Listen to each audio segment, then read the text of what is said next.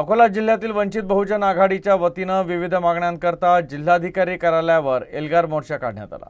भूमिहीन तथा अतिक्रमण धारकांना कर्मवीर दादासाहेब गायकवाड सबळीकरण आणि स्वाभिमान योजनेत समाविष्ट करून लॉटरी पद्धत बंद करून तालुक्यात जिथे जमीन उपलब्ध होईल तिथे प्रस्तावाला मंजुरी द्यावी।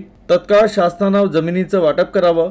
14 एप्रिल 1978 ते 1991च्या शासन निर्णयानुसार पात्र प्रकरणाला चुकीचा संदर्भ न लावता ते प्रकरण नियमानुकूल करावेत।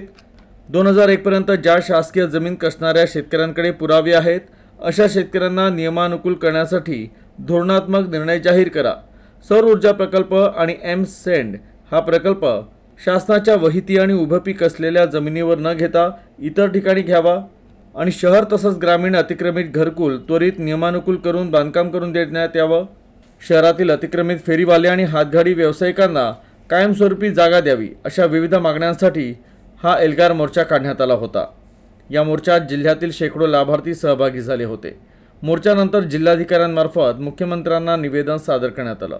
आज जिल्ह्यातील अतिक्रमणधारक शेतकरी असेल किंवा अतिक्रमणधारक आदिवासी शेतकरी असेल किंवा घरकुल नियमाकुल करण्यासाठी अतिक्रमणधारक घरकुलधारक असतील, ते मग अकोला जिल्ह्यातले असतील किंवा महानगरातले असतील, यांच्यासाठी आज वंचित बहुजन आघाडीने त्यांना न्याय मिळावा आणि त्यांचे घरकुल नियमाकुल व्हावे व शेतीसुद्धा त्यांच्या नावावर नियमाकुल करण्यात यावी यासाठी आज वंचित बहुजन आघाडी अकोला जिल्ह्याच्या वतीनं आज या ठिकाणी या मोर्चाचं आयोजन केलं आणि त्याचं निवेदन आम्ही रितसरपणे कलेक्टर मॅडमना दिलेलं आहे।